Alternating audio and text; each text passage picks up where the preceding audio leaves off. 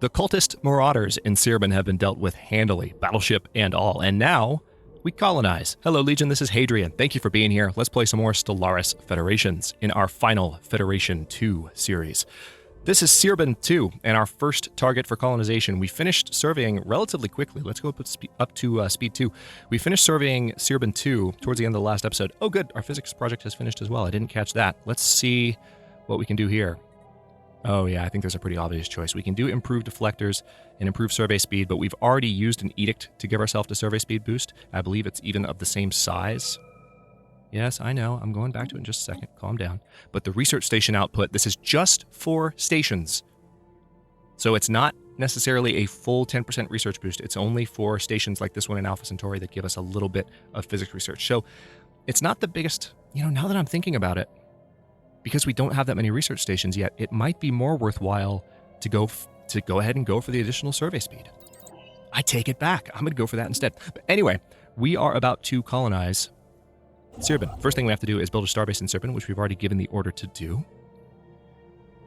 And we have built an additional civilian industries. Remember, we cleared the slums on Earth. Let's go ahead and give the order to clear the rest of those blockers because we have the energy to do it, and why not? We cleared those, and that gave us an additional pop, which brought us a little bit closer System to survey concluded. Our next building slot, which we unlocked, and we built a second civilian industries. We briefly detected some unusual energy readings emanating from this planet. It might have been a glitch in our systems. This is Barnard Star 3. Or it could be a sign of something more. Some unusual energy readings, huh? 75 days. Go ahead and research that. Yet another tradition. Now, I will go ahead and say that new colonies need to start with an additional pop. And I think it's obvious why I'm making that choice at this point. Because we're about to colonize, and I'm excited. Construction completed. Excellent. Barnard Star is also done being surveyed, so let's go ahead and give the order to bring that into our territory. Now we are officially almost out of influence, so we're going to need either influence to build up over time, because unlike these resources, influence cannot be bought and sold. Not in the same way. Unfortunately, you can play the political game that I mentioned in the last episode in order to increase your influence gain. You can be shady about it if you want. Like it's fun, it's detailed, but it's not the same as these other resources that you can just bring entire lumps into your possession at the drop of a button just by spending some credits. Glancing hit. While approaching Barnard Star 3, the NSS Azofi suddenly received a glancing hit by several passing mass driver rounds. The projectiles were billions of years old, and based on their trajectory, they appear to be stray rounds fired from a neighboring galaxy. After missing their intended target, they continued on their journey for untold millennia until today. The rounds we've recovered are of an advanced design despite their incredible age. So, 48 months, but after we click this button, 25 months. Beautiful. All right, now it seems that you are done, given that... Now, there's going to be cultists in this system. So, I kind of... Oh, her ship never... What the heck? Her ship is still hurt. Go repair. What are you doing? I don't know why the... This has happened multiple times, and I went back and I did watch episode 1 to figure out what caused the science ship to just give up on its order, and I don't know what it was. So you guys can let me know in the comments if you understand why, but for whatever reason, these science ships are dipping out on things I'm telling them to do. Junkyard. The asteroid was evidently used as a junkyard. Where's this? Oh, this is the anomaly in Sirius. By someone at some point in the distant past. All manner of discarded machinery and metallic refuse has been deposited inside the asteroid's weak gravity well, being slowly pulled into the jumble of debris that now covers the surface. There is nothing of particular value to be found here, but a lot of the metal could be salvaged by a mining station. Nice. So Sirius just got a little bit more resource rich. Let's go ahead and build that mining station. And I'm going to go to F5, which is our expansion planner. We're going to select Sirius 2. We only have 70% habitability on Sirius 2. And why is that exactly? Tell me more. We haven't looked specifically at this planet yet, and before I colonize it, I'm going to colonize it, but I want to know more. No rare resources, sad day. There's nothing special or positively or negatively about it, which is good. It's just an ocean world that we can improve the habitability of over time. I don't know why I'm tongue-tied for this episode, but we can improve that over time. And it's 18 slots, which is bigger than Earth. So let's go ahead and colonize it. It's going to take 200 food, which we have. It's going to take 200 alloys, which we have. It's going to take 200 consumer goods, which we have. And right now we only have one choice as far as the race we want to colonize it. Now let's call this... Ooh, I like Adriatica as a first colony name. That doesn't show up often in the random generator on this name set. And I really like that. Is there one that we'd prefer, though? You know what? This is an ocean planet. And this is one of our first colonies. We're going to go even... We're going to go in even harder than Adriatica. This is Atlantis. How about that? Okay, so that colony ship has been ordered. It's going to build. You'll see it here in the Sol Station building. We're going to stay on speed 2 for now. Barnard Star is being incorporated into our territory, and influence is slowly building up over time, which will allow us to incorporate Alpha Centauri as well. I really don't know why the Azofi didn't repair when I told it to, but I don't want to send it to potentially check out those guys, and I might not even want to send them, period. I may just want to send my military fleet, but the science ship is the one that needs to go. Interesting. All right, so Darcy is going back to Isam and Eunuch and Peia, which are the survey orders I gave her before I told her to come in and finish with Sirbin. Construction completed. Good. Let's go ahead and... we can't quite yet, but we can if I buy just a few minerals. Thanks. 100 minerals for each mining station until you have something that makes them cheaper. Oh, one thing I didn't do, here's another thing to look at the beginning of every playthrough, is take a look at the random traits generated by your ruler, because they are random every time. So this incarnation of Chancellor Laura Andrews is a champion of the people. So everyone's happier, which improves, again, productivity. She's also charismatic. So edict costs and edict duration are both improved, which is quite nice. And yes, by the way, all of the tooltips in Stellaris are generally color-coded, so you can see not only which direction the change occurs in by the plus or minus, but then you can generally tell, is that a good or a bad thing by the color coding of the change. So you might have something that is an improvement. This is a great example, actually, if you look at this trait, because there's one that's positive and one that's negative, just in terms of the numbers, in terms of the percentages and percentage changes. But they're both benefits, even though they're going in opposite directions, because the cost is reduced and the duration is increased. It's a nice way to tell at a glance, is this helping me or hurting me? Okay, now this science ship no longer has any orders. I really don't want to risk her life, but at the same time, from what I have been told in the comments on the first episode, I need to go ahead and visit these as soon as possible, or these fleets might keep getting stronger. I might have misunderstood that. She's set to evasive, which means as soon as she encounters trouble, she'll leave. So I'm just going to tell her to hop in and hop out. Construction completed. I'm even just going to give the move order. I just want you to go there and then come back. All right, so Barnard Star has been incorporated. I'm going to send you to Alpha Centauri, even though it's going to take a moment to build up the influence for it. So what is our surrounding cluster situation looking like? We've got a bit of a cluster attached here. It doesn't look like it goes anywhere else. So we need to incorporate this because we'll have all of this in our territory and no way for that to be entered in any other direction once we've locked this star and this star down.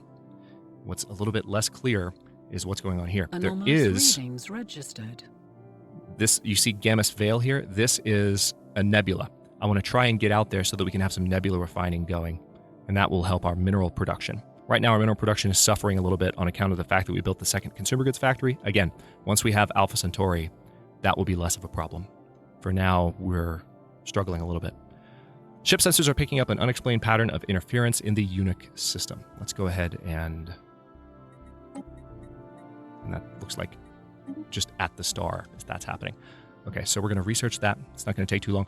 One thing I also want to do very quickly is we're going to use, we have so much extra food. I'm going to encourage planetary growth on Earth. So that's 1,000 food. And now for how long now? We have, a long freaking time. 10 years. Pop growth speed is improved by 25% on Earth because we just spent 1,000 food. We might end up doing that on our new colony as well. All right. Cultist Marauders encountered. More ships belonging to the Fellowship have been encountered in the Sirius system. So there's Sirius. Okay. Sirius and Procyon are kind of on the same side. They're far apart. All right. I'm picky. They're approaching an attack formation. Battle stations. Pause. How close are they? Okay. I think she can get away.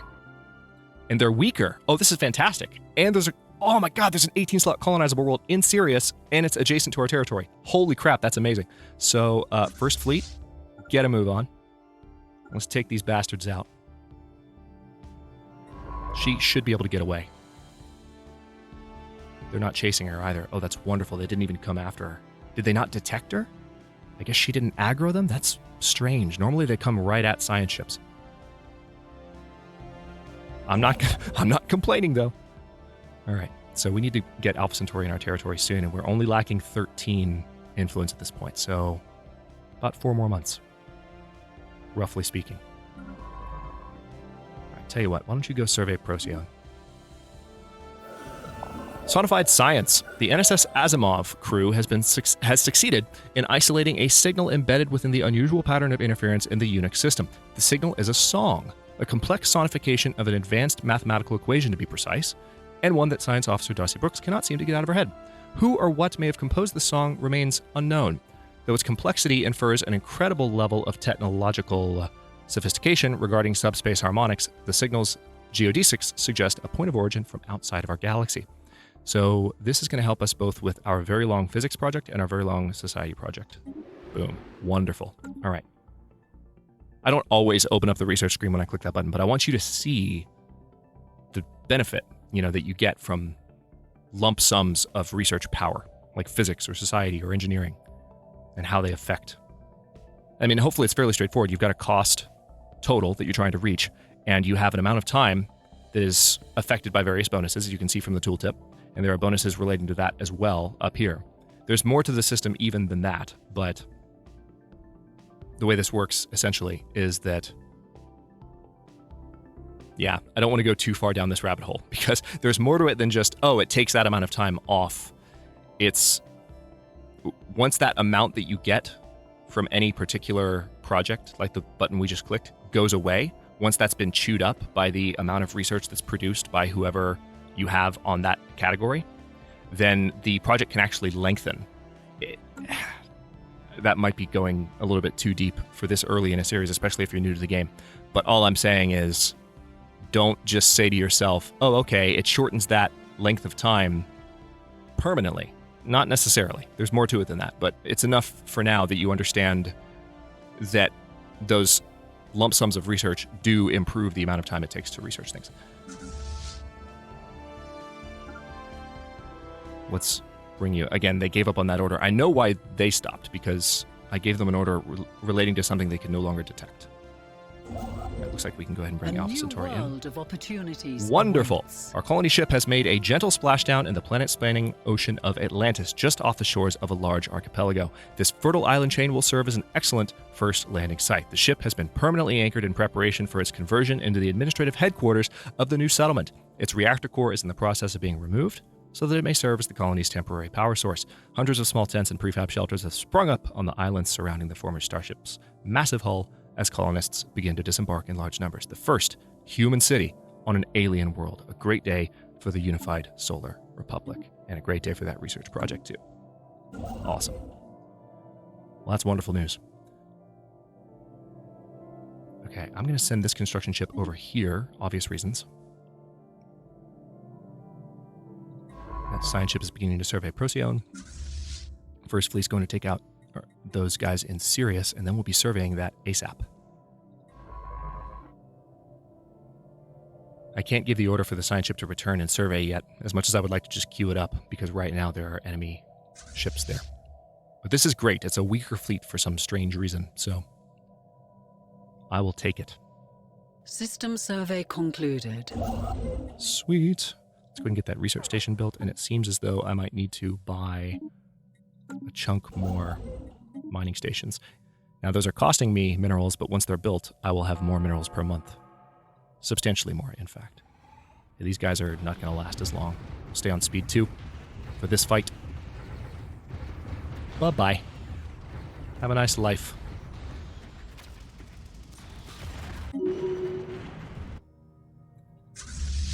All right. Let's go ahead and send them back. Their hulls were not damaged. Their shields will regenerate over time. No, as a matter of fact, because their shields regenerated so quickly, and they didn't even... Their armor and their hulls were not dented. So we're just going to keep the first fleet there. And you're surveying Procyon.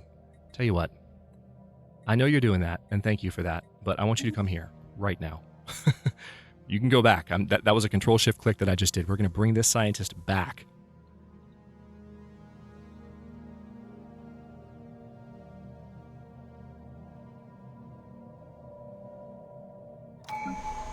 What do we have? New tradition. Pop growth speed increased by 10%, or empire sprawl from systems and colonies reduced. Let's go for the pop growth bonus. We'll have that other bonus before long anyway. How long? 36 months? Yeah. We're fine. Atlantis is going to be done colonizing in early 2212. It's currently 2209. We've almost had 10 years go by already, and we're 2.5 episodes into the series.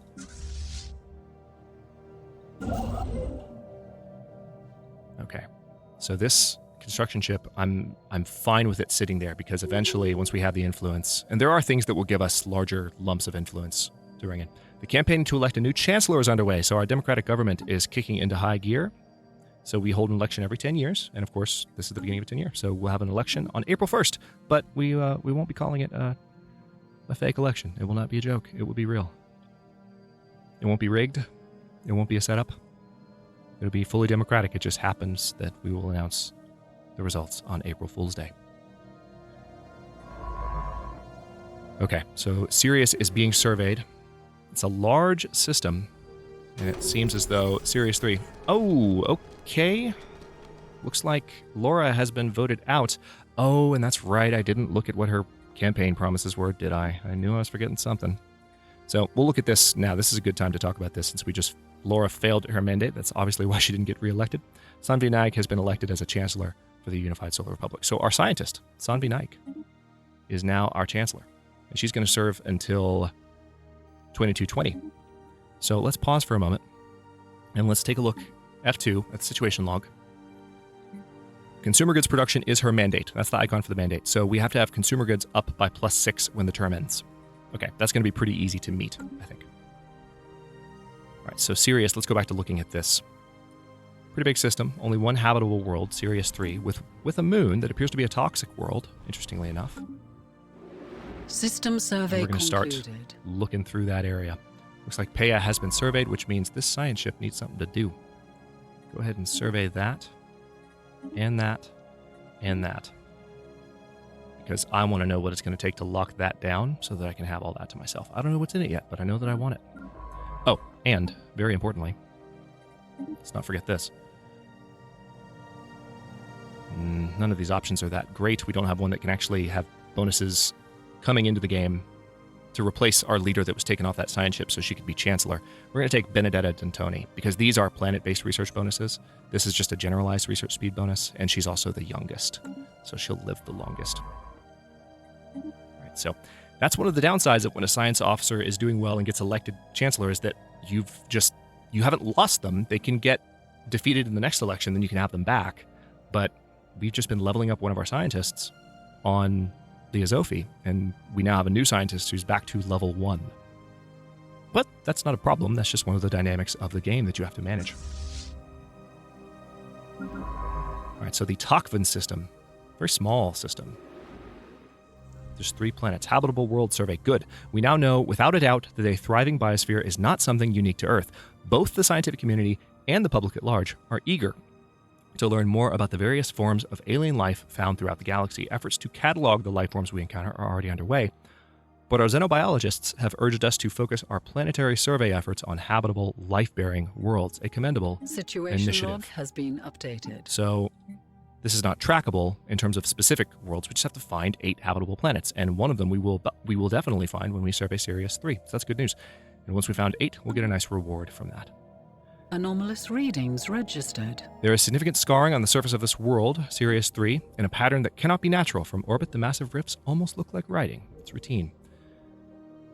Tell you what, finish surveying first and then go back and do that, because I want to bring Sirius into my territory soon. Research concluded. Good. Mining station output has been improved. We can now build the nebula refinery once we have a starbase in a nebula. So now we have the option to improve miners from minerals, or minerals from miners by 20%. Mining station by another 10%. Notice the 2 here. And then... Well, wait a minute.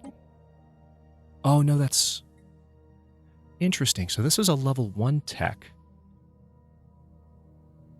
Okay, this is a starting tech. Okay, yeah, so some of the starting techs, this is interesting because some chains of technology start at the beginning of the game. So the first thing you will research, like we did with 0G refineries, will have a 1. But then some research options start with 2s because you already had the beginning tech there to begin with. So this is an improvement over, again, mechanized mining. So this is a pretty nice boost. Although mining station output will improve both our energy and our minerals by 10%. We could also do something that'll improve our Corvette build speed and reduce Corvette build cost by 5%. Let's go ahead and do this just to be on the safe side. If this last cultist fleet is more problematic, I would prefer to have something in place that will help me build more ships faster. That's my call, and I'm sticking with it. Now we're going to leave the first fleet here in Sirius because, again, we have the final cultist fleet is right next door in whatever system that is. We haven't gotten close enough yet. We haven't had it in sensor range to know what its name is. But we'll know before long. I want you to come here after you're done with that mining station, please, and thank you. So we now have much, much better mineral income, as you can see. That's from bringing Alpha Centauri into the fold. Also, can we go ahead and colonize? Yes, we can. Wonderful. 90% habitability. It's a continental world. And then we could just call this Alpha Centauri Prime if we wanted. We could also call it Avalon, which I really like that idea. So let's go with it. Avalon it is. Construction completed. Another very nice colony name. I mean, you can understand the optimism. Like, these are our first worlds. These are beautiful worlds. They don't appear to have any problems. They get beautiful names based in our mythology. We've had our first factions founded. 3 of them at one time. A new faction has recently been gaining traction in the internal political landscape. I'm not going to read this 3 times, but we have this one's led by scientist Beatrice Emerson, who is one of our Earth researchers, as you recall. They call themselves the Liberty Now Foundation. So now we get to talk about factions before we end this video. A new faction is recently gaining traction called the Alien Aid Initiative, led by Chancellor Sanbi Naik. And then Governor Yadzeni has founded the Wealth Promotion Group. So we now have factions. And these each, based on how satisfied they are, bring in additional influence per month. So good timing, because we could use some benefits. But what I like to do here is, first we do want to see what each faction likes. So let's sort them by size. So there's one that, the largest faction is one of the less happy. So solid liquidity is what they want, which is easy to get before too long, because we just need 5,000 energy stored. And we need to keep our stockpile above 5,000, and that group just instantly gets happier. The second largest appears very happy. We're already anti-autocratic.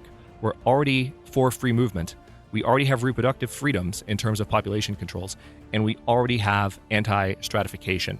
So letting any denizen of our empire live in a stratified economy will greatly displease the Liberty Now Foundation. So it's kind of an egalitarian society. Our economy is set up in such a way that there are no forced workers. Workers can move up into the specialist realm. Specialists can move up into the ruler realm. So because there's no stratification and no forced roles among those classes, what we see is they're pleased with that. And then finally, the Alien Aid Initiative. They don't want any purges, which they're outlawed, but we have not had a new contact. So they'll be happier when we run into anyone nearby. But this is nice, though. I mean, look, we're getting 0.82, 0.65, and 0.31. Now, one thing I'll point out is these 3 factions might not stick around. Your early factions in the very beginning have a tendency to fluctuate a little bit. They'll appear, disappear, just based on initial movement. But these 3 all appear to have some grounding in our existing ethics, so they might stick around. We'll see. All right, so Sirius is almost done being surveyed. Part of me wants to go ahead and give the order. No, finish surveying it because I want to add this to our territory.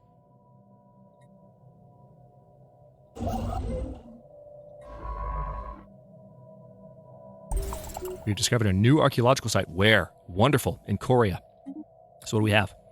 Even with the naked eye, it is easy to see something highly irregular in the shape of Korea 2b. The smooth curvature of the surface is suddenly interrupted by a gigantic spherical bump. At some point, a moon or large asteroid collided with the planet, but must have done so in a fairly delicate manner, merely lodging itself in the planet's crust rather than rending it asunder.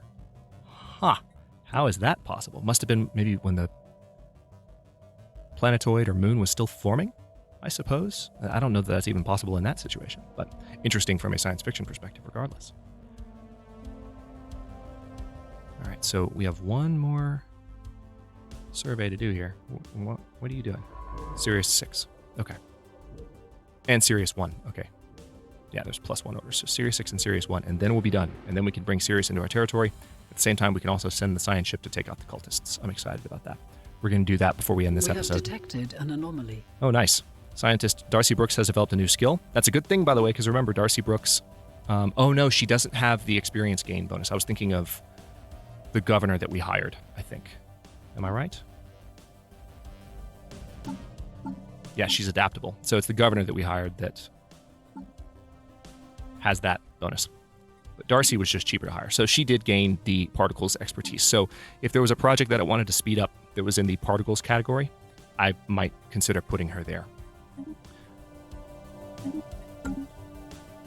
All right, so she's also found an anomaly. We briefly detected some unusual energy readings emanating from this moon. It might have been a glitch in our systems, or it could be a sign of something more. It's just going to take 76 days, so go ahead and take a look at it, Darcy.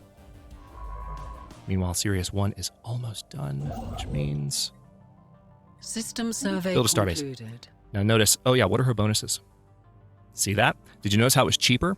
It's because of Sanvi. Sanvi, it reduces our outpost and starbase influence cost. So I don't know why it says outpost and starbase there, because that's actually referring to the same thing. So the outpost is cheaper both in terms of alloys and in terms of the influence it takes to build it. You noticed that just now. And also, because she's a scientist, she has the explorer trait. So science ships build faster and anomalies research 33% faster across the board. So it's cool, since we're in the exploratory phase, that we had a scientist elected chancellor. What's Laura doing, by the way? Look at our leader's screen. Oh, Laura's actually not showing on the leader screen. I think she can be reelected. I don't think she just disappeared. Interesting. That's not something I've ever paid very close attention to before, but there it is. Okay, let's go ahead and I'm going to do the same thing I did before. We're just going to move you in. And then hopefully this last cultist fleet is relatively weak. Otherwise, we're not going to be able to do this in one episode. But we'll see how this goes. Or by the end of this episode is what I mean. Colony ship is almost done being built there. Microsingularity. A microsingularity recently intersected Coria 1A, passing straight through the core and emerging on the other side of the moon.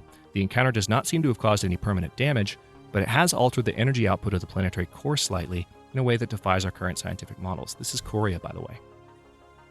Fascinating. So we got some additional physics research potential there. It's a beautiful Class F star. F-type stars are fairly large and often referred to as yellow-white dwarfs. Although they often emit significant amounts of UV radiation, their wide habitable zones have a good chance of supporting life-bearing worlds. And then Tokvan, again, was that very small system. It's Pea, oh wow, Class B star. I remember when they added this star type to the game, it was just so freaking gorgeous. It's just a nice color.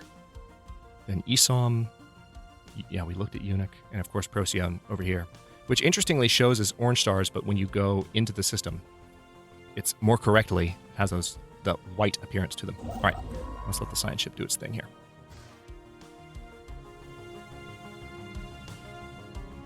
Can't actually go to the system yet, but there it goes. We have sighted ships flying the flag of the Fellowship in the Hadar system. They have charged their weapons and are moving to intercept us. Evasive maneuvers. Are they, though? No, they're not. And that's the weakest fleet of the three. Construction completed. Wonderful. Time to die, you jerks. Notice what I did. This time I'm giving them a move order near the fleet so that the move didn't cancel out. That's something you can do early on. Let's finish off the cultists, shall we? Let's get that research station built. And can I go ahead and... I can. I'm going to give the order for Sirius Prime. So this is... Well, hold that thought. Oh, why can I not pause? Oh, that's why, because I had a typing field open. Hang on.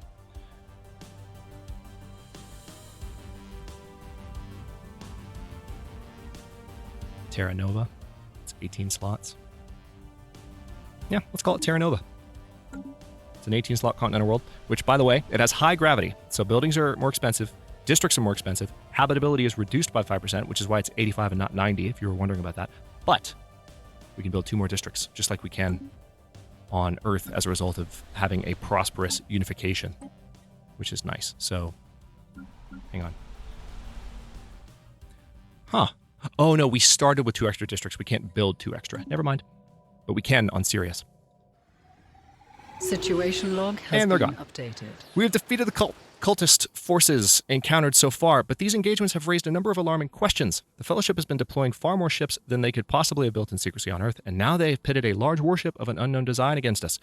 Where are these ships coming from? Are there more warships like the one we just destroyed? We should investigate the battle debris for answers. Begin recovery efforts. So we have a special project, the ship debris here, to investigate.